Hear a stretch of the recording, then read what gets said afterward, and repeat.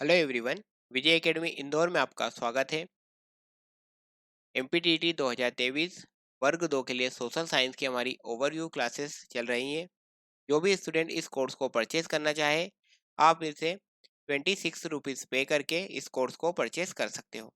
ये कोर्स आप विजय एकेडमी इंदौर का ऐप डाउनलोड करके परचेज कर सकते हो। चलिए बात कर रहे हैं हम आधुनिक भारत के इतिहास पर।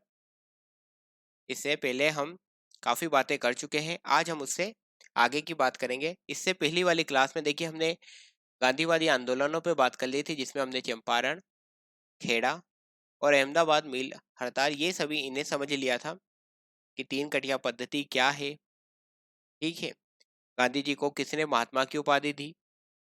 इस तरह से हमने सारे इंपॉर्टेंट पॉइंट्स को कवर कर लिया था। उसके बाद हमने रोलेट एक्ट पे बात की थी, जलियांवाला बाग हत्याकांड, हंटर आयोग, खिलाफत आंदोलन क्या है इसे समझ लिया था, और असहयोग आंदोलन इसे भी हमने कंप्लीट कर लिया था। स्वराज पार्टी ये कवर कर लिया था। फिर हमने काकोरी कांड या काकोरी षड्यंत्र क्या है इसे समझ लिया था। सांदर्स हत्याकांड में कौन सम्मिलित था, कब हुआ था इसे समझ लिया था हमने। और केंद्रीय विधानसभा में बम विस्फोट इसे हम कवर कर चुके थे। साथ ही साथ चटगांव शस्त्रागार लूट यहाँ तक हम कवर कर चुके थे। अब इस वीडियो में हम बात करेंगे इससे आगे की। चलिए बात करते हैं सविनय अवज्ञा आंदोलन। तो देखिए सबसे पहला प्रश्न जो आपसे बनता है वो यह बनता है कि सविनय अवज्ञा आंदोलन कब प्रारंभ किया गया था। तो देखिए सविनय अवज्ञा आंदोलन 1930 में प्रारंभ किया था। और देखिए 1930 से लेकर ये 1931 तक चला था। इसे प्रथम चरण का कहते हैं, प्रथम चरण का सविनय अवज्ञा आंदोलन। लेकिन दिसंबर 1931 से जो 1934 तक चला तो इसे द्वितीय चरण का सविनय अवज्ञा आंदोलन कहते हैं। ये प्रथम चरण का सविनय अवज्ञा आंदोलन कहते हैं और इसे द्वितीय चरण का सविनय अवज्ञा आंदोलन कहते हैं। तो सविनय अवज्ञा आंदोलन क्यों चालू हुआ, क्या कारण थे इसके, किस उद्देश्य से इसे प्रारंभ किया गया, ये सब हम बात करने वाले हैं। तो देखिए जो सविनय अवज्ञा आंदोलन चालू करने के पीछे जो मुख्य कारण था वो ये था कि देखिए साइमन कमीशन भारत आया था। तो ये आखिर साइमन कमीशन क्या है इसे हम समझ लेते हैं। देखिए सबसे पहले क्या हुआ था कि जो साइमन कमीशन था इसको क्यों लाया, मतलब आया क्यों, भारत आया क्यों साइमन कमीशन, क्या है आखिर साइमन कमीशन। तो देखिए सबसे पहले इसमें यह हुआ था कि 1919 में, कब 1919 में एक्ट बना था। किसने बनाया था एक्ट, ब्रिटिश सरकार ने बनाया था। 1919 में एक्ट बना, भारत शासन अधिनियम।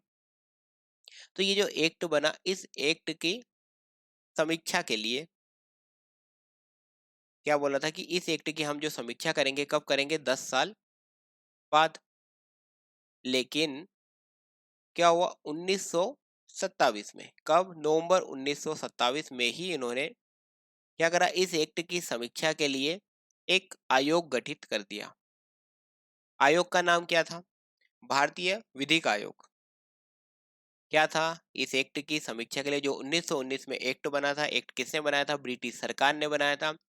और क्या कहा था कि भैया 10 साल बाद हम इस एक्ट की समीक्षा करेंगे।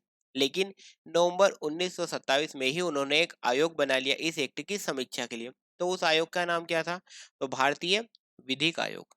क्या नाम था, भारतीय विधिक आयोग। आपको ये नाम याद होना चाहिए कि भारतीय डायरेक्ट क्वेश्चन एग्जामिनर आपसे पूछ सकता है कि भारतीय विधिक आयोग का गठन कब किया गया था। तो फिर आपको ये याद होना चाहिए कि भारतीय विधिक आयोग का गठन नवंबर 1927 में किया गया था। तो इस ये जो विधिक आयोग था इसके अध्यक्ष कौन थे, तो देखिए भारतीय विधिक आयोग के अध्यक्ष थे सर जॉन साइमन। कौन थे, सर जॉन साइमन इसके अध्यक्ष थे। और कौन कौन था इसमें, तो ये देखिए सर जॉन साइमन थे और पूरे के पूरे कितने कुल लोग थे, 7 लोग थे इसमें। सभी के सभी 7 लोग कैसे थे, श्वेत थे। इस कारण से ही इस जो भारतीय विधिक आयोग था इसे ही किस नाम से भी जाना जाता था, देखिए अध्यक्ष कौन थे, सर जॉन साइमन। तो इसके कारण इसे ही क्या नाम दे दिया गया, भारतीय विधिक आयोग को साइमन आयोग का इसे नाम दे दिया गया, साइमन कमीशन जिसे कहते हैं। तो इसे क्या नाम दे दिया, साइमन कमीशन। सभी लोग कैसे थे, श्वेत थे।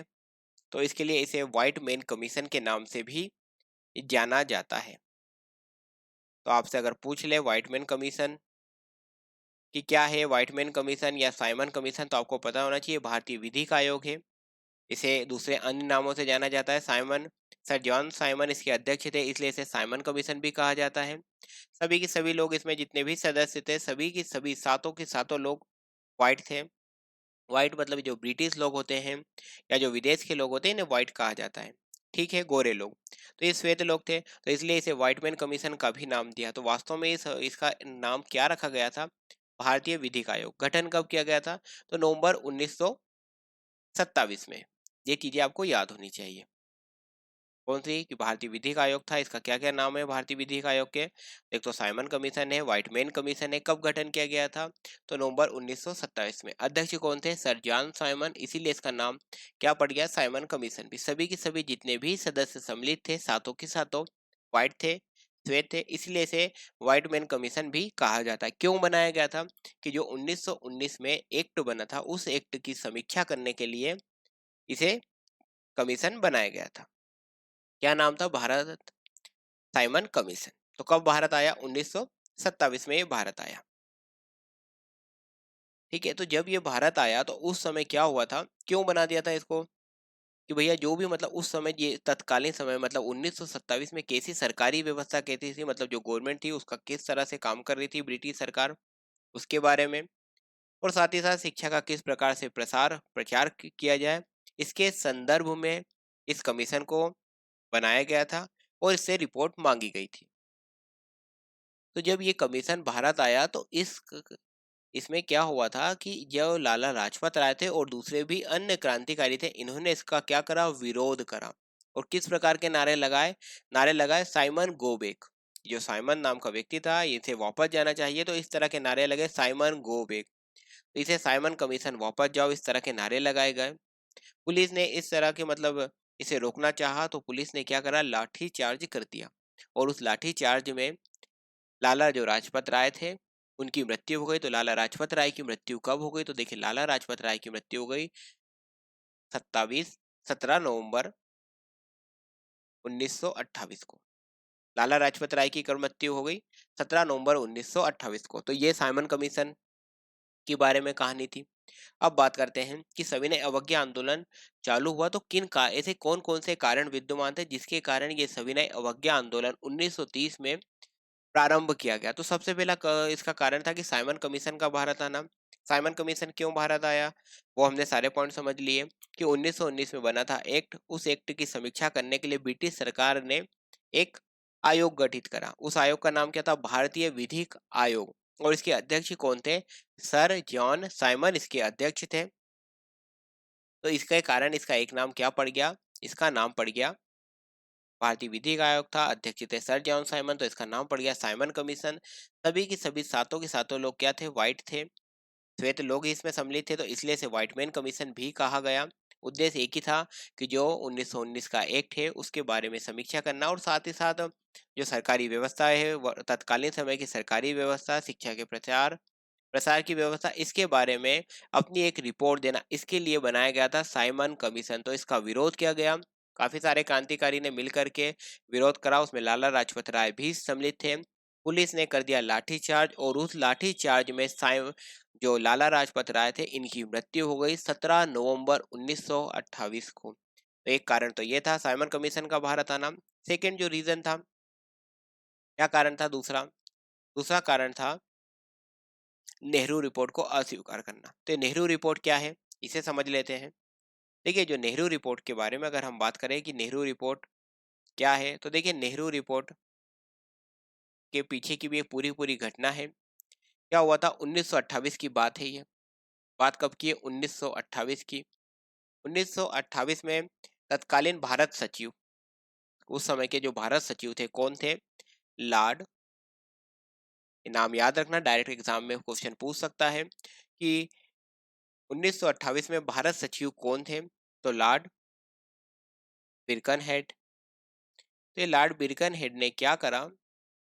एक चुनौती दी भारतीयों को। किस प्रकार की चुनौती दी?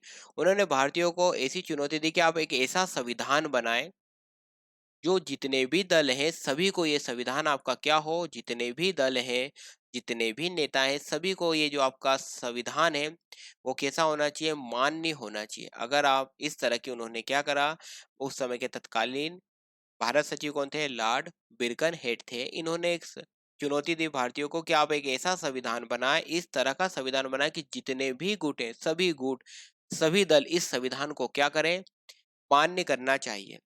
अब इस प्रकार की चुनौती दी गई तो उस समय के जो भी नेता थे इन्होंने क्या करा, इस चुनौती को सबसे पहले क्या करा, स्वीकार करा और बना दी एक उप समिति संविधान निर्माण के लिए, कि संविधान का एक पूरा मसौदा तैयार करने के लिए, संविधान का ड्राफ्ट तैयार करने के लिए एक बना दी उप समिति। संविधान का ड्राफ्ट या मसौदा तैयार करने के लिए एक बनाई उप समिति। और इस उप समिति की अध्यक्षता किसने करी, ये जो उप समिति थी इसकी अध्यक्षता करी, डायरेक्ट क्वेश्चन पूछ लेते हैं कि ये जो संविधान निर्माण के लिए उप समिति बनाई गई थी इसकी अध्यक्षता किसने करी, तो देखिए इसकी अध्यक्षता करी थी मोतीलाल नेहरू ने। तो ये मोतीलाल नेहरू थे। साथ ही साथ कुछ और अन्य सदस्य भी थे इसमें। कौन कौन थे, एक तो सुभाष चंद्र बोस जी थे इसमें, अली इमाम थे, तेज बहादुर सप्रू थे, एम एस एनी थे, मंगल सिंह थे, शोएब कुरैशी थे और जीआई प्रधान। इस तरह इसमें लोग सम्मिलित थे। इस संविधान निर्माण के लिए जो उप समिति बनाई गई थी, अध्यक्षता तो मोतीलाल नेहरू ने करी थी, पर साथ ही साथ कुछ अन्य सदस्य भी सम्मिलित थे। इसमें कौन शामिल था आपका, सुभाष चंद्र बोस शामिल थे, अली इमाम शामिल थे, तेज बहादुर सप्रू शामिल थे, शोएब कुरैशी थे, जीआई प्रधान थे, मंगल सिंह थे, एम एस एनी थे। ये सभी सदस्य इसमें सम्मिलित थे। पर्पस क्या था कि संविधान का जो ड्राफ्ट है उसे तैयार करना। तो आपसे प्रश्न पूछ लिया जाता है कि संविधान तैयार करने के लिए पहला कदम कब उठाया गया, तो आपको पता होना चाहिए संविधान तैयार करने के लिए पहला कदम 1928 में तय उठाया गया। कौन सी रिपोर्ट थी, तो नेहरू रिपोर्ट थी। इस तरह के प्रश्न आपसे एग्जामिनर पूछते हैं इस टॉपिक से। और ये रिपोर्ट जो किसने दी थी, अध्यक्षता ने मोतीलाल नेहरू थे, तो ये रिपोर्ट इन्होंने ही दी थी, मोतीलाल नेहरू ने। इसके लिए इसे क्या नाम से जाना जाता है, नेहरू रिपोर्ट।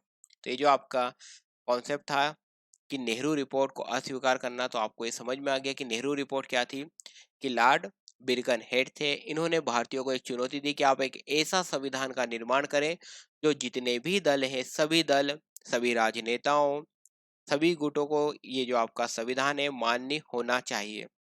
सभी जो भारतीय नेता थे उन्होंने इस चुनौती को, लॉर्ड बिरकनहेड की इस चुनौती को स्वीकार करा और एक ऐसा संविधान सच में बना दिया जो सभी दलों को मान्य था। ठीक है।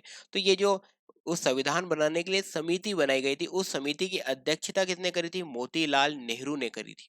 और इसमें कुछ अन्य सदस्य भी शामिल थे। अन्य सदस्य में थे सुभाष चंद्र बोस, शोएब कुरैशी, जीआई प्रधान, एम एस सैनी, मंगल सिंह, तेज बहादुर सप्रू, अली इमान।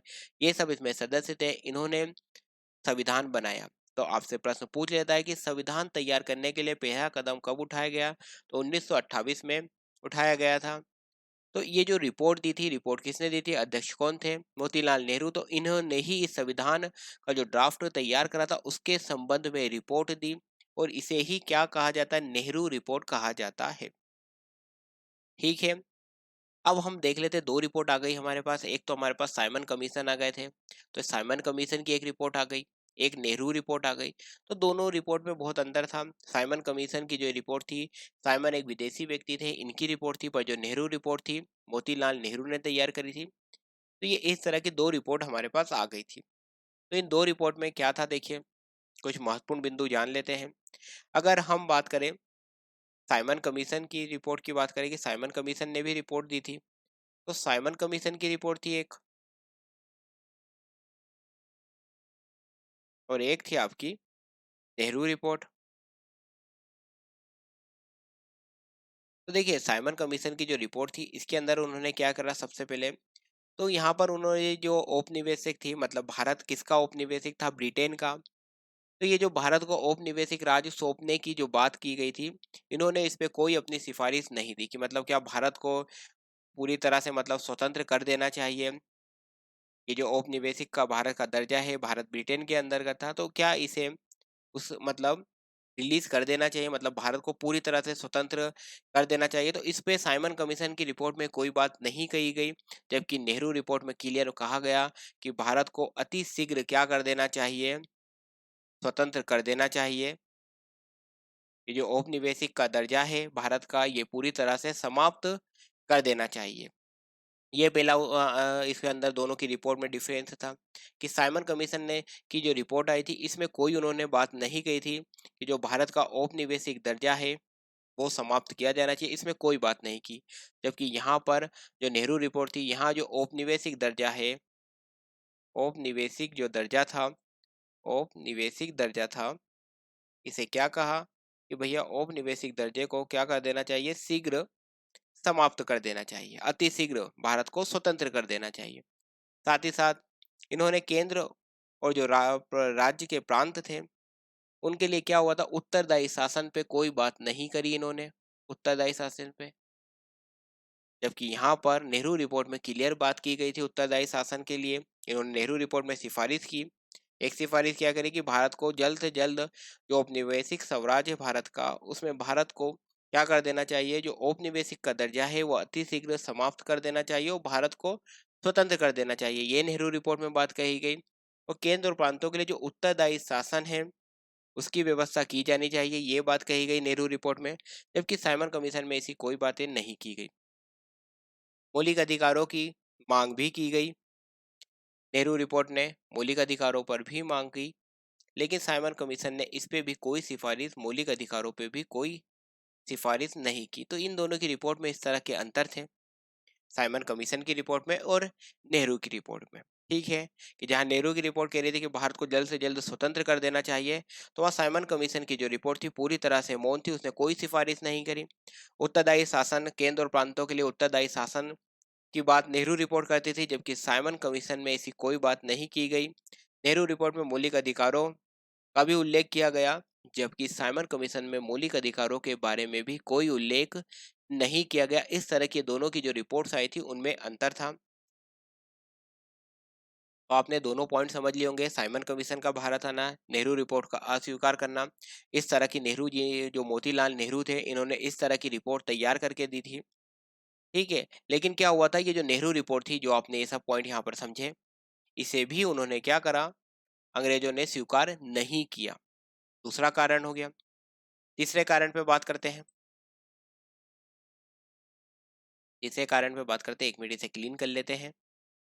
देखिए बहुत इंपॉर्टेंट पॉइंट है और आपको जो जो डेट्स बताई जा रही है, ये तो आपको याद रखना ही रखना है। इतिहास में डेट से क्वेश्चन आते हैं, तो आपको ये डेट उनको बार बार रिवाइज करेंगे आप, तो आपको याद हो जाएंगी। चलिए अब बात करते हैं पूर्ण स्वराज की। डायरेक्ट क्वेश्चन एग्जाम में पूछ लिया जाता है कि पूर्ण स्वराज की मांग कब की गई थी, तो आपको ये डेट याद होना चाहिए कि कांग्रेस का, भारतीय राष्ट्रीय कांग्रेस का अधिवेशन हुआ था। कौन सा अधिवेशन था, 45वां अधिवेशन था। कहाँ पर हुआ था, तो ये लाहौर में हुआ था। कब हुआ था, दिसंबर 1929 में। अध्यक्षता किसने की थी, तो पंडित जवाहरलाल नेहरू ने इसकी अध्यक्षता की थी और सबसे पहले यहीं पर पूर्ण स्वराज की मांग की गई थी।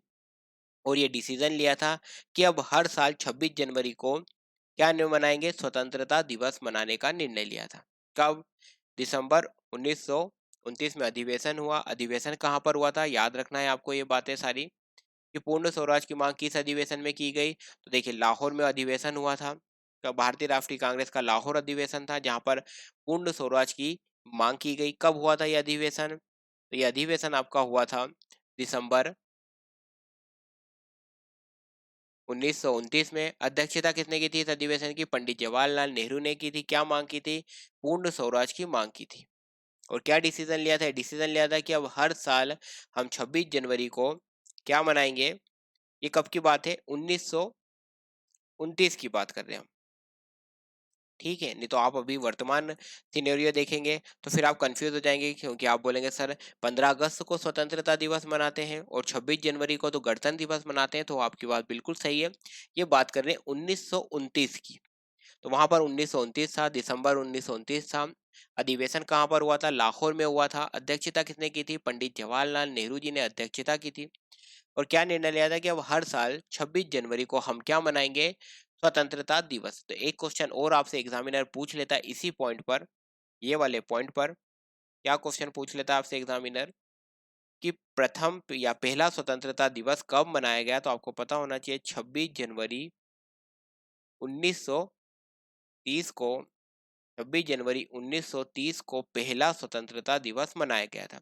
किस अधिवेशन में स्वतंत्रता दिवस मनाने का निर्णय लिया? तो 45वां अधिवेशन था, जो कि लाहौर में हुआ था। इस लाहौर अधिवेशन में निर्णय लिया गया था कि अब प्रतिवर्ष 26 जनवरी को हम स्वतंत्रता दिवस मनाएंगे। तो इस अधिवेशन की अध्यक्षता किसने की थी, ये भी आपको नाम याद रखना है। तो पंडित जवाहरलाल नेहरू ने इसकी अध्यक्षता की थी। तो इसमें क्या मांग की गई थी? पूर्ण स्वराज की मांग की गई थी। ये सभी वो पॉइंट है जिसपे एग्जामिनर आपसे क्वेश्चन पूछ लेता है। किस तरह के क्वेश्चन आपसे एग्जाम में पूछे जाते हैं कि पूर्ण स्वराज की मांग कब की गई? तो भारतीय राष्ट्रीय कांग्रेस के लाहौर अधिवेशन में पूर्ण स्वराज की मांग की गई। यह अधिवेशन कब हुआ था? तो दिसंबर 1929 में हुआ था। अध्यक्षता किसने की थी? तो पंडित जवाहरलाल नेहरू ने की थी। पहला स्वतंत्रता दिवस कब मनाया गया? तो 26 जनवरी 1930 को पहला स्वतंत्रता दिवस मनाया गया। तो ये सभी रीजन थे। 3 रीजन हमने समझ लिए मुख्य मुख्य। एक तो साइमन कमीशन का रीजन समझ लिया हमने, नेहरू रिपोर्ट को समझ लिया, पूर्ण स्वराज की मांग को समझ लिया। अब हम समझते हैं गांधी जी की 11 सूत्रीय मांग। उससे पहले भी क्या होता है, अभी हम ये जो नेहरू रिपोर्ट को तो हमने समझ ही लिया था।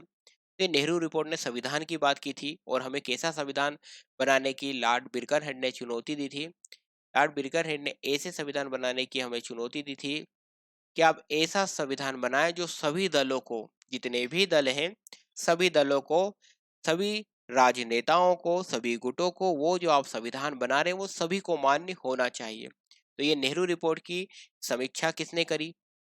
समीक्षा भी करी कुछ मुसलमान भी सम्मिलित थे उस समय भी। तो मोहम्मद अली जिन्ना, मोहम्मद अली जिन्ना थे। तो मोहम्मद अली जिन्ना ने जो नेहरू रिपोर्ट थी, इस नेहरू रिपोर्ट की क्या करी? समीक्षा करी। क्योंकि इस नेहरू रिपोर्ट में क्या बात की थी? संविधान की बात की थी। लॉर्ड बिरकनहेड ने चुनौती दी थी कि आप ऐसा संविधान बनाएं जो सभी दलों को मान्य हो। ये नेहरू रिपोर्ट में उसी संविधान की बात की थी। तो मोहम्मद अली जिन्ना ने ये जो नेहरू रिपोर्ट थी इसकी समीक्षा करी। तो इसकी समीक्षा के लिए उन्होंने क्या करा? एक सर्वदलीय सम्मेलन का आयोजन करा। किसने करा? ये पूरे मुस्लिम पार्टी ने करा, जिसमें मोहम्मद अली जिन्ना भी मुख्य रूप से आए। तो यहाँ पर इन्होंने जो नेहरू नेहरू रिपोर्ट थी उसके संदर्भ में 3 संशोधन प्रस्तुत करे। कितने संशोधन प्रस्तुत करे? 3 संशोधन प्रस्तुत करे। और साथ ही साथ क्या करा उन्होंने? साथ ही साथ उन्होंने रखी 14 सूत्रीय मांगे। आपसे एग्जाम में डायरेक्ट क्वेश्चन पूछ लेगा कि 14 सूत्रीय मांगे किसने रखी?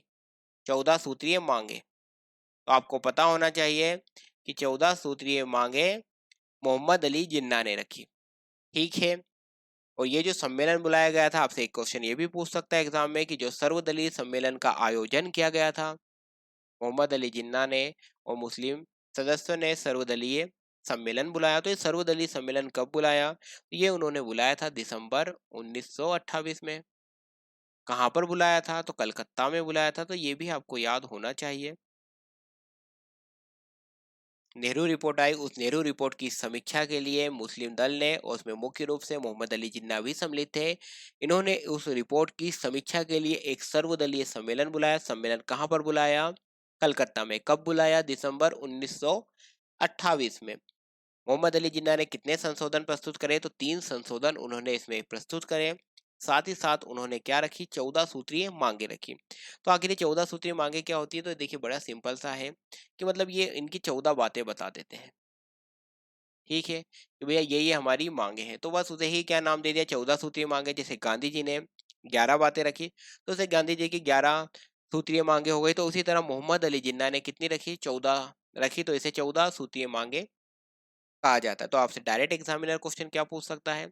एग्जामिनर डायरेक्ट क्वेश्चन आपसे ये पूछ लेगा कि 14 सूत्रीय मांगे किसने रखी? तो आपको ये नाम याद होना चाहिए कि 14 सूत्रीय मांगे मोहम्मद अली जिन्ना ने रखी। 14 सूत्रीय मांगे मोहम्मद अली जिन्ना ने रखी, याद रखना है आपको। तो क्या क्या इसके अंदर सम्मिलित थी बातें? तो देखिए इन्होंने 14 सूत्रीय मांगों में कुछ इस प्रकार की मांगे रखी कि देखिए जो संविधान की ही बात हो रही थी नेहरू रिपोर्ट में, तो इन्होंने यही कहा कि जो आपका संविधान है, संविधान का स्वरूप कैसा रखना चाहिए? संविधान का स्वरूप संघीय होना चाहिए, ठीक है? और जो भी अवशिष्ट शक्तियाँ होती हैं, वो अवशिष्ट शक्तियाँ भी किसे दी जाना चाहिए? अवशिष्ट शक्तियाँ भी जो प्रांत है, प्रांतों को ही अवशिष्ट शक्तियाँ प्रदान कर देनी चाहिए। ये इन्होंने इसमें 14 सूत्रीय मांगे रखी। एक उन्होंने क्या मांग रख ली कि जितने भी प्रांत हैं, सभी प्रांतों को समान स्वायत्ता प्रदान की जाए। एक इन्होंने मांग क्या रखी, जो केंद्रीय विधानसभा होती है, तो उस केंद्रीय विधानसभा में जो मुसलमान है, मुसलमानों के लिए भी 1/3 का स्थान क्या करके रखना चाहिए? रिजर्व करके रखना चाहिए। इस तरह की इन्होंने मांग रखी। और इन्होंने क्या रखा कि जितने भी मतलब सभी धर्म के लोग हैं, तो सभी लोगों को अपने धर्म को मानने की, उसको विश्वास करने की, पूजा करने की, शिक्षा प्राप्त करने की हर व्यक्ति को क्या होना चाहिए? स्वतंत्रता होनी चाहिए। इस तरह की इन्होंने मोहम्मद अली जिन्ना ने 14 सूत्रीय मांगे रखी। एग्जामिनर क्या क्वेश्चन पूछ लेगा आपसे? एग्जामिनर डायरेक्ट क्वेश्चन पूछ लेगा कि 14 सूत्रीय मांग किसने रखी? तो आपको नाम याद होना चाहिए, मोहम्मद अली जिन्ना ने 14 सूत्रीय मांगे रखी। ठीक है, 14 सूत्रीय मांगे तो आपको याद आ जाना चाहिए, मोहम्मद अली जिन्ना। अब बात करते हैं गांधी जी की 11 सूत्रीय मांगों पर। देखिए, 4 रीज़न थे मुख्य रूप से सविनय अवज्ञा आंदोलन चालू होने के पीछे, प्रारंभ होने के पीछे। साइमन कमीशन एक तो भारत आ गया था 1927 में, नेहरू रिपोर्ट आ गई थी 1928 में, फिर पूर्ण स्वराज की मांग की गई 1929 में, और मोहम्मद अली जिन्ना की 14 सूत्रीय मांगे, गांधी जी की 11 सूत्रीय मांगे। ये सब वो रीजन थे जिसके कारण किसका उदय हो गया? सविनय अवज्ञा आंदोलन शुरू हो गया। अगर सविनय अवज्ञा आंदोलन के प्रथम चरण की बात करें, तो प्रथम चरण 1930 से 1931 तक था, जबकि जो दूसरा चरण था वो दिसंबर 1931 से 1934 तक चला। ये इसका सेकेंड फेज था, ये इसका फर्स्ट फेज था। किसका? सविनय अवज्ञा आंदोलन का। तो अब हम बात करते हैं गांधी जी की 11 सूत्रीय मांगों की। तो सबसे पहला क्वेश्चन आपसे ये पूछ सकता है कि 11 सूत्रीय मांगे किसने रखी? तो आपको ये नाम याद होना चाहिए कि 11 सूत्रीय मांगे गांधी जी ने रखी। किसके समक्ष रखी थी गांधी जी ने ये मांगे? तो उस समय तत्कालीन वायसराय कौन थे? लॉर्ड इरविन थे। तो लॉर्ड इरविन के सामने गांधी जी ने अपनी 11 सूत्रीय मांगे रखी। मतलब 11 बातें रखी गांधी जी ने। तो क्या क्या रखी गांधी जी ने 11 सूत्रीय बातों में? तो एक तो गांधी जी ने बोला कि जो नशाबंदी होती है, ठीक है, वो पूर्ण रूप से नशा बंदी होनी चाहिए। पूर्ण रूप से मतलब ये जो नशा है इसे बंद कर देना चाहिए। फिर गांधी जी ने क्या रखी? एक तो नशे पे बात करी कि जो नशा वगैरह है, नशाबंदी होनी चाहिए, पूर्णतः नशाबंदी हो। एक उन्होंने क्या रखा कि ये जो आप नमक कर लेते हो, इसे बंद करना चाहिए आपको, नमक कर नहीं लेना चाहिए, नमक कर समाप्त कर दो। एक उन्होंने क्या बात रखी? नमक कर को क्या कर दो? समाप्त कर दो। फिर उन्होंने क्या बोला कि देखिए, जो भी आपके यहाँ सैनिक वगैरह हैं जो काम कर रहे हैं, तो उसमें सैनिकों पे व्यय होता है आपका, ठीक है। सैनिक, आप जितनी बड़ी सेना रखते हो उतने ज्यादा आपके एक्सपेंसेस होते हैं। तो आपको ये सैनिक व्यय को कम से कम कितना कम कर देना चाहिए? 50% तो सैनिक व्ययों को आपको कम कर देना चाहिए। और उन्होंने क्या बोला, जो आप जैसे माल गुजारी, माल एक स्थान से दूसरे स्थान जाता है, तो जो आप कर लेते हो, माल गुजारी कर लेते हो, इसे आपको क्या कर देना चाहिए? आधा कर देना चाहिए। आपको क्या करना चाहिए? जो विदेशों से अगर वस्त्र आ रहे हैं या कपड़ा विदेश से भारत आ रहा है, तो आपको उस पे क्या लगाना चाहिए? आपको उस पे टटकर लगाना चाहिए। विदेश से माल आने पर आपको उस पे टटकर लगाना चाहिए। और अब आप अगर विदेश से माल आएगा और आप उस पे टटकर लगाएंगे, पोस्टल टैक्स, तो इससे क्या हो जाएगा कि जो देश में ही वस्तुएं बन रही हैं, उनका क्या होगा? उनकी मांग बढ़ेगी और वो बिकेगी। तो देसी उद्योग को संरक्षण करने के लिए गांधी जी ने क्या करा कि अगर विदेश से कोई माल मंगा रहा है, कपड़े वगैरह मंगा रहा है, तो उस पे कोस्टल टैक्स लगा दो, ठीक है। पूर्णतः नशाबंदी कर दो, नमक कर को समाप्त कर दो। जो भी आपके सैनिक एक्सपेंसेस वगैरह होते हैं, उसमें 50% की कमी कर दो।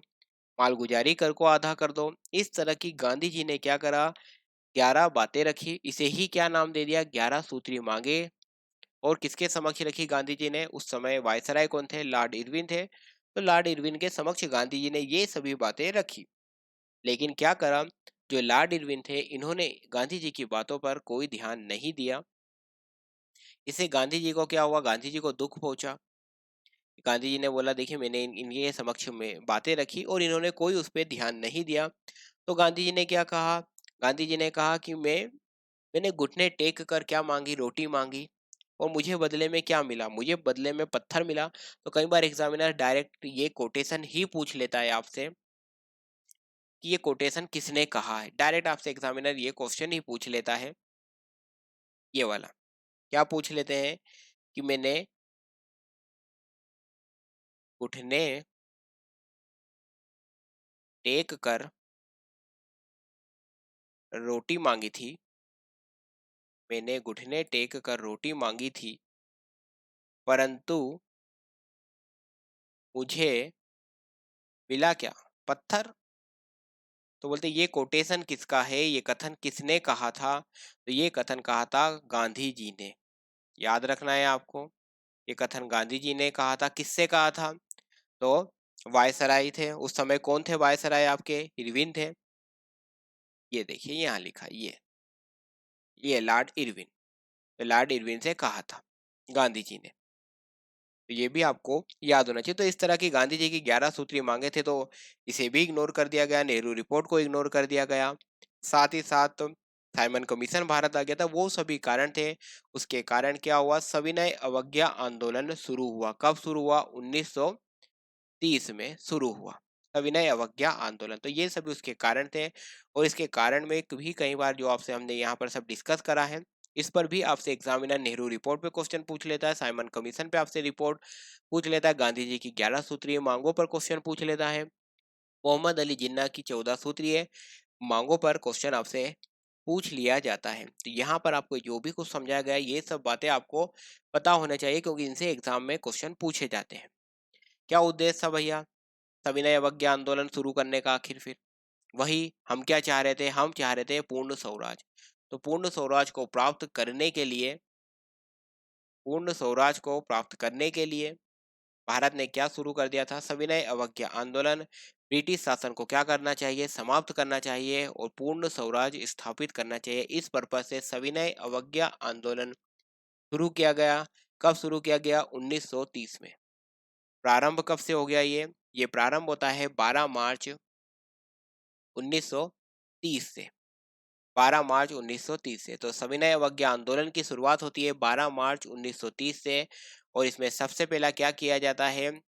शुरुआत की जाती है दांडी मार्च से। आप सभी दांडी मार्च को जानते हैं। दांडी मार्च बोल लो इसे, या साल्ट मार्च बोल लो। साल्ट मतलब नमक। तो ये साल्ट मार्च बोल लो, दांडी मार्च बोल लो, या दांडी सत्याग्रह बोल लो। कब प्रारंभ होता है? आपसे डायरेक्ट एग्जाम में क्वेश्चन पूछा जाता है कि ये जो दांडी यात्रा है या दांडी मार्च है, कब शुरू की गई? तो आपको डेट याद होना चाहिए कि दांडी मार्च या दांडी साल्ट मार्च या दांडी सत्याग्रह कब प्रारंभ किया गया। तो आपको डेट याद होना चाहिए, 12 मार्च 1930 को प्रारंभ हुआ।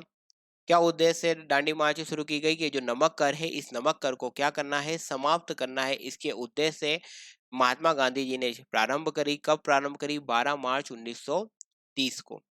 गांधी जी ने ये यात्रा कहाँ से शुरू करी? तो देखिए 12 मार्च 1930 को गांधी जी अपने आश्रम साबरमती से चले। वो कितने लोगों के साथ चले? 78।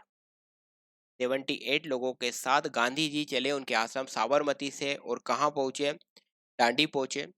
और वहां पर फिर उन्होंने क्या करा? नमक कानून तोड़ा। तो गांधी जी अपने अनुयायियों के साथ, अपने समर्थकों के साथ चले। 78 लोग थे इसमें सम्मिलित।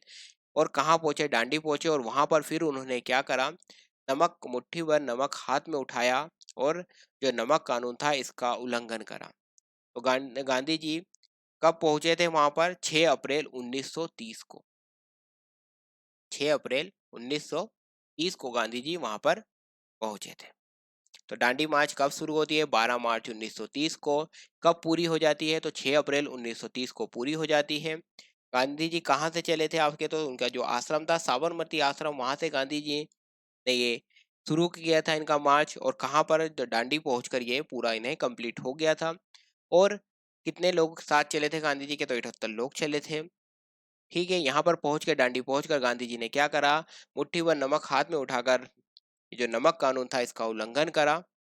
इस तरह से जो नमक पर फिर कर लिया जा रहा था, वो फिर कर क्या करा? ब्रिटिश सरकार ने समाप्त कर दिया था। तो ये थी आपकी दांडी मार्च या दांडी यात्रा। डायरेक्ट क्वेश्चन पूछ लिया जाता है कि दांडी मार्च कब प्रारंभ हुई, तो आपको ये डेट याद होना चाहिए, 12 मार्च 1930।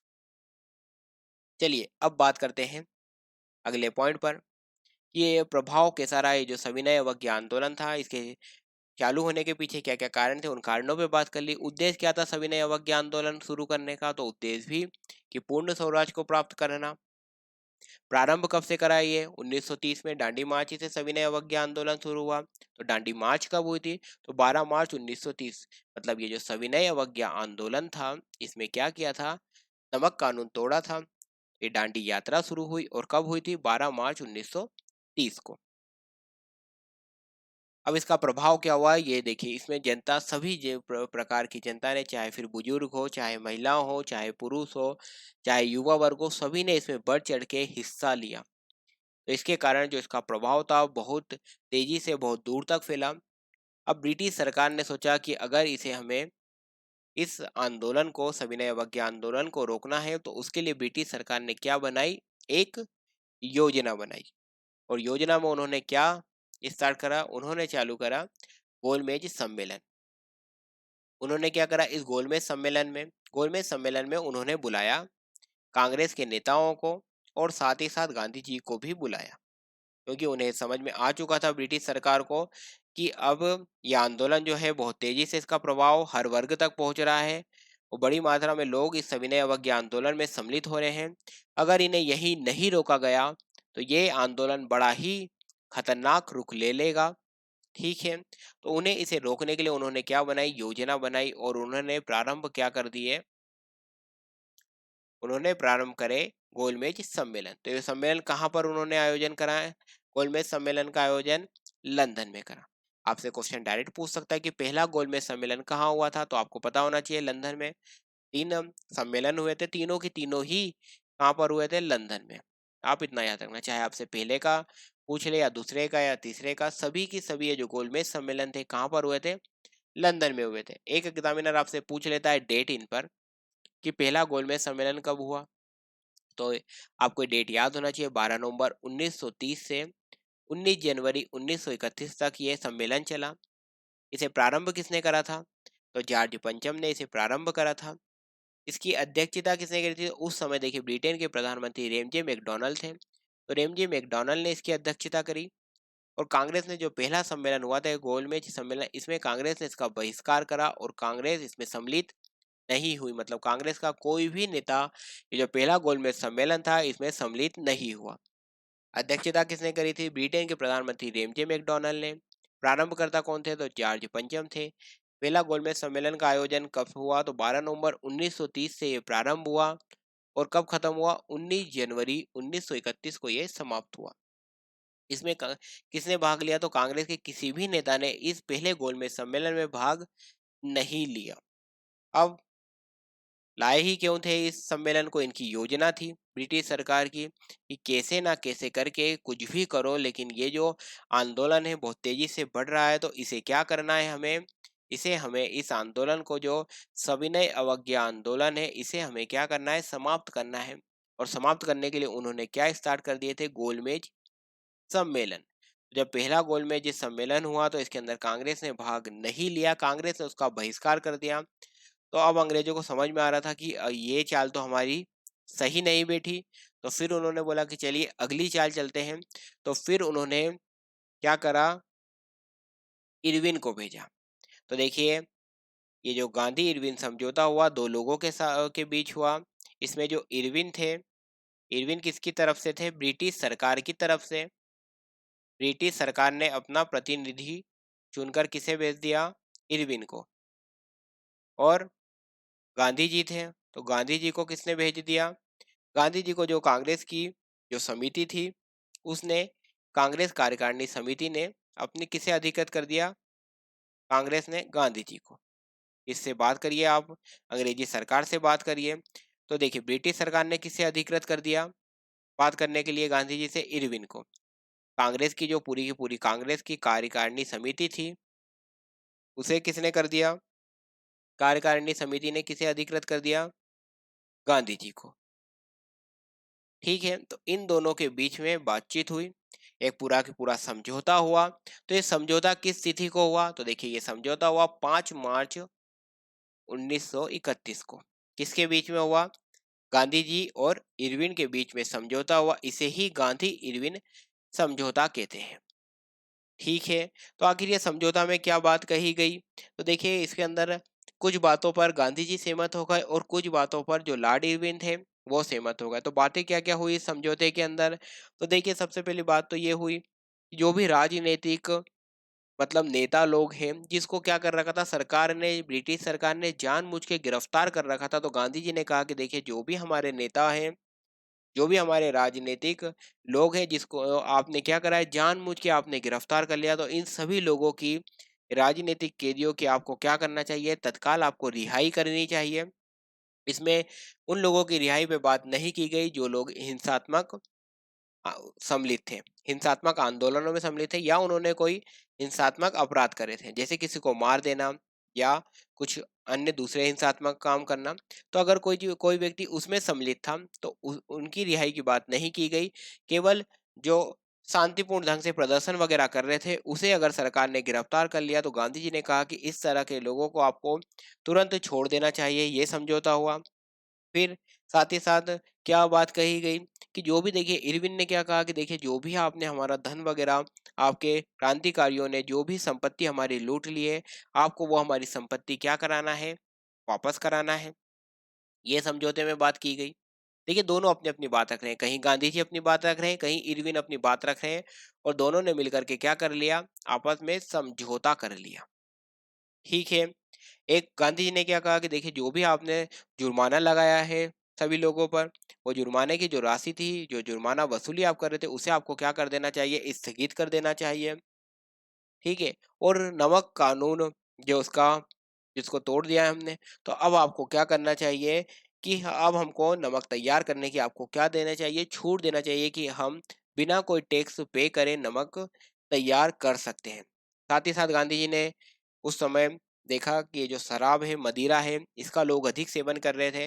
तो गांधी जी ने ये भी बात रखी कि जो शराब की दुकानें हैं, मदिरा की दुकान है और जो विदेशी वस्त्रों की दुकानें हैं, इसके सामने हमें, इन दुकानों के सामने ही हमें प्रदर्शन करने की अनुमति दी जाए। ये प्रदर्शन हम कैसे करेंगे? देखिए आपको ही पता है गांधी जी शांति के प्रारंभ से ही पक्षधर थे, तो हमें शांतिपूर्ण प्रदर्शन करने की भी अनुमति दी जाए। इस तरह का गांधी जी और इरविन के बीच में समझौता हुआ। इसे ही गांधी इरविन समझौता कहते हैं, और जो कि 5 मार्च 1931 को हुआ था। क्वेश्चन डायरेक्ट एग्जामिनर आपसे पूछ लेता है कि गांधी इरविन समझौता कब हुआ। तो आपको ये डेट पता होना चाहिए कि गांधी इरविन समझौता 5 मार्च 1931 को हुआ। तो ये भी हमने समझ लिया, जब अंग्रेजों की पहली चाल नहीं चली, जब उनका गोलमेज सम्मेलन नहीं चला, तो उन्होंने क्या करा, फिर उन्होंने इरविन को भेज दिया और गांधी जी और इरविन के बीच में फिर क्या हो गया, समझौता हो गया। ठीक है, अब बात करते हैं दूसरे गोलमेज सम्मेलन की। जब गांधी और इरविन के बीच में समझौता हो गया, तो फिर जब दूसरा सम्मेलन हुआ, जो कब हुआ था, अब बात करते हैं दूसरे गोलमेज सम्मेलन पे। तो देखिए दूसरा गोलमेज सम्मेलन भी आपका कहाँ पर हुआ, लंदन में हुआ। इसमें अब जब पूरी बात बन गई है, कुछ बातें गांधी जी ने इरविन की मान ली, तो इरविन ने कुछ बातें गांधी जी की मान ली, तो वो वाली बात हुई कि ठीक है, दोनों के बीच में हो गया समझौता। तो फिर जब दूसरा गोलमेज सम्मेलन हुआ, तो गांधी जी कहाँ गए, लंदन गए इस सम्मेलन में भाग लेने के लिए। तो गांधी जी के साथ ही साथ कुछ और लोग भी गए, जिसमें गांधी जी अब लंदन, भारत से लंदन गए, तो किस जहाज से गए, तो राजपूताना जहाज था ये। इस जहाज से गांधी जी और गांधी जी के साथ ही महादेव देसाई, मदन मोहन मालवीय, देवदास गांधी, घनश्याम दास बिड़ला और मीराबेन, ये सभी लोग, जहाज का नाम क्या था, राजपूताना जहाज।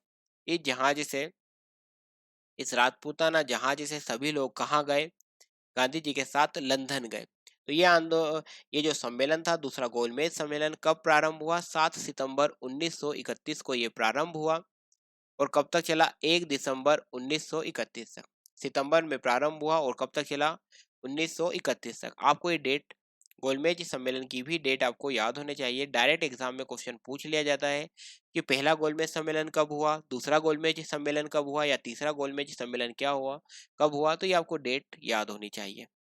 ठीक है, एटलीस्ट आपको ईयर तो याद होने ही होने चाहिए कि जो जैसे सेकंड थे तो 1931 में हुआ, या फर्स्ट की हम बात करें तो फर्स्ट की डेट आपको याद होना चाहिए, थर्ड की बात करें तो थर्ड आपको ईयर तो याद होना ही चाहिए। कई बार एग्जामिनर आपसे डायरेक्ट ईयर बेस ही क्वेश्चन पूछ लेते हैं, तो आपको ये ईयर याद होना चाहिए।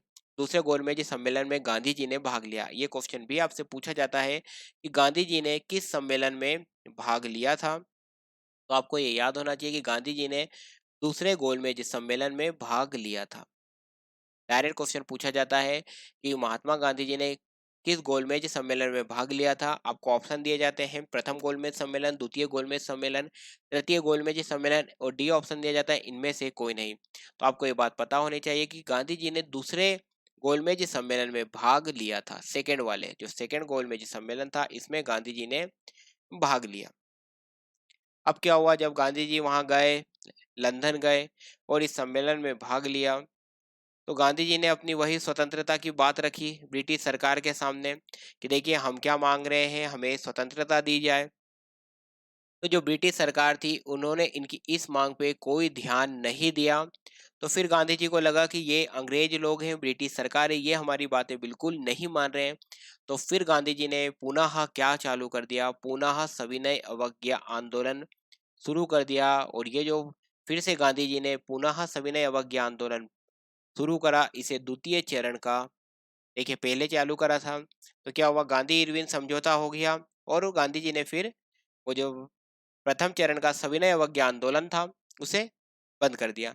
लेकिन जब गांधी जी गोलमेज सम्मेलन में भाग लेने के लिए लंदन गए और वहां ब्रिटिश सरकार के समक्ष उन्होंने ये बात रखी कि हमें स्वतंत्रता दी जाए, तो क्या हुआ, ब्रिटिश सरकार ने इस बात को नहीं माना। तो गांधी जी को लगा ये बात ऐसे नहीं मानेंगे, तो गांधी जी ने पुनः फिर से गांधी जी ने सविनय अवज्ञा आंदोलन प्रारंभ कर दिया। तो जब गांधी जी ने फिर से सविनय अवज्ञा आंदोलन प्रारंभ करा, तो इसे द्वितीय चरण का सविनय अवज्ञा आंदोलन कहते हैं। कब से चालू हो गया था ये, तो ये दिसंबर 1931 से ही प्रारंभ हो गया था और फिर कब तक चला, 1934 तक। फाइनली मतलब 1934 में ये जो सविनय अवज्ञा आंदोलन था समाप्त हो गया। फिर क्या हुआ, जब गांधी जी की बात मानी ही नहीं कि स्वतंत्रता की, उन्होंने कोई बात ध्यान नहीं दी, तो फिर जब तीसरा गोलमेज सम्मेलन का आयोजन हुआ, तो अगेन क्या हुआ, जब तीसरा गोलमेज सम्मेलन हुआ तो फिर गांधी जी और कांग्रेस ने इसका क्या कर दिया, बहिष्कार कर दिया। तो तीसरा गोलमेज सम्मेलन कब हुआ, 1932 में हुआ, जो कि 17 नवंबर 1932 से प्रारंभ हुआ और कब समाप्त हुआ, 24 दिसंबर 1932 को। तो तीसरा गोलमेज सम्मेलन किस ईयर में हुआ, 1932 में। अब बात करते हैं कुछ इंपॉर्टेंट नोट पर कि पाकिस्तान नाम किसने दिया, जो भारत का पड़ोसी देश है पाकिस्तान, तो ये जो पाकिस्तान नाम है किसने दिया था, तो ये चौधरी रहमत अली नाम के व्यक्ति थे, इन्होंने पाकिस्तान नाम दिया है। डायरेक्ट एग्जामिनर क्वेश्चन पूछ लेते हैं कि पाकिस्तान नाम किस व्यक्ति ने दिया, तो आपको ये नाम याद होना चाहिए, चौधरी रहमत अली ने पाकिस्तान नाम दिया। तीनों सम्मेलन में भाग लेने वाले कौन थे, तो देखिए जो तीनों सम्मेलन हुए, गोलमेज सम्मेलन तीनों हुए। ये देखिए तीसरा वाला भी जो था ना, ये भी कहाँ पर हुआ था, तीसरा गोलमेज सम्मेलन भी लंदन में ही हुआ था। तीनों गोलमेज सम्मेलन लंदन में हुए थे। तो ये तीनों के तीनों जो सम्मेलन थे इसमें भाग किसने लिया था, तो देखिए जो बीकानेर के महाराजा हैं गंगा सिंह, इन्होंने तीनों की तीनों जो सम्मेलन थे, इन तीनों सम्मेलनों में इन्होंने क्या लिया था, भाग लिया था। तो आपसे एग्जामिनर डायरेक्ट क्वेश्चन पूछ सकता है कि तीनों सम्मेलन में भाग लेने वाले निम्नलिखित में से कौन व्यक्ति सम्मिलित थे, तो आपको ये नाम याद होना चाहिए, गंगा सिंह। कहाँ के राजा थे, बीकानेर के, बीकानेर के महाराजा थे ये गंगा सिंह, इन्होंने तीनों सम्मेलनों में भाग लिया था। एग्जामिनर सबसे ज्यादा क्वेश्चन ये पूछता है कि गांधी जी ने किस सम्मेलन में भाग लिया था, ये क्वेश्चन आपसे सबसे ज्यादा पूछा जाता है। तो आपको याद होना चाहिए कि गांधी जी ने द्वितीय जो दूसरा गोलमेज सम्मेलन था इसमें गांधी जी ने भाग लिया था। अब बात कर लेते हैं अगले नोट पर, कि जो भगत सिंह थे, सुखदेव थे और राजगुरु थे, इन तीनों लोगों को फांसी किस तारीख को दी गई थी, तो ये तारीख आपको याद रखना है, 23 मार्च 1931 को इन तीनों को फांसी दी गई थी। तो ये डेट आपको याद रखना है कि भगत सिंह, राजगुरु और सुखदेव को फांसी कब दी गई थी, तो 23 मार्च 1931 को भगत सिंह, राजगुरु और सुखदेव को फांसी दी गई थी। देखिए इस टॉपिक में हमने क्या कवर कर लिया, पूरा की पूरा जो सविनय अवज्ञा आंदोलन था इसे कवर कर लिया, साथ ही साथ जो इम्पोर्टेंट नोट थे वो भी हमने कवर कर लिए। हमने इसमें साइमन कमीशन को समझ लिया, नेहरू रिपोर्ट क्या थी इसे समझ लिया, साइमन कमीशन की रिपोर्ट में और नेहरू जो रिपोर्ट थी इसकी रिपोर्ट में क्या दोनों की रिपोर्ट में अंतर है उसे समझ लिया, पूर्ण स्वराज की मांग कब की गई इसे समझ लिया हमने, गांधी जी की 11 सूत्रीय मांगों को समझा हमने, मोहम्मद अली जिन्ना की 14 सूत्रीय मांगों को समझा। और इस आंदोलन में साथ ही साथ हमने क्या समझा, डांडी मार्च, डायरेक्ट एग्जाम में क्वेश्चन पूछा जाता है कि डांडी मार्च कब शुरू हुई, तो आपको डेट याद होना चाहिए कि 12 मार्च 1930 को डांडी मार्च या नमक यात्रा भी कह सकते हैं या डांडी यात्रा कह सकते हैं, डांडी मार्च कह सकते हैं, साल्ट मार्च कह सकते हैं, डांडी सत्याग्रह या नमक सत्याग्रह इस नाम से इसे जाना जाता है, जो कि 12 मार्च 1930 से प्रारंभ हुई और 6 अप्रैल 1930 तक चली। गांधी जी ने ये यात्रा कहाँ से शुरू करी थी, तो गांधी जी ने ये यात्रा साबरमती जो इनका आश्रम था वहां से शुरू करी थी और ये डांडी पहुंचे थे। कितने लोग गांधी जी के साथ गए थे, तो 78 समर्थकों के साथ गांधी जी ने ये यात्रा शुरू करी थी। ठीक है। और ये आंदोलन जो सविनय अवज्ञा आंदोलन था इसका प्रभाव बहुत ही तेजी से सभी वर्गों के बीच पहुंचा, तो अब इस आंदोलन को ब्रिटिश सरकार रोकना चाहती थी, तो ब्रिटिश सरकार ने फिर योजना बनाई और इस योजना में उन्होंने क्या आयोजित करे, गोलमेज सम्मेलन आयोजित करा। जब पहला ही गोलमेज सम्मेलन उन्होंने 1930 में आयोजित करा, तो यहाँ पर कांग्रेस ने उसका बहिष्कार कर दिया और कांग्रेस का कोई भी नेता उसमें सम्मिलित नहीं हुआ। तो ब्रिटिश सरकार को लगा कि ऐसे बात तो नहीं बनेगी, तो फिर ब्रिटिश सरकार ने अपने जो इरविन थे, वायसराय थे, इन्हें अपनी ओर से नियुक्त करा और कांग्रेस ने अपनी ओर से गांधी जी को नियुक्त करा और दोनों के बीच में वार्ता हुई, बातचीत हुई, तो इसे ही एक समझौता हुआ, इसे गांधी इरविन समझौता कहते हैं। और ये गांधी इरविन समझौता कब हुआ, तो ये 5 मार्च 1931 को हुआ।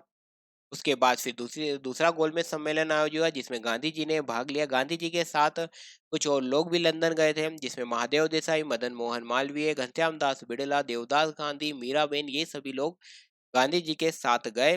वहां पर गांधी जी ने स्वतंत्रता की मांग करी, लेकिन ब्रिटिश सरकार ने उस पर कोई विचार नहीं करा।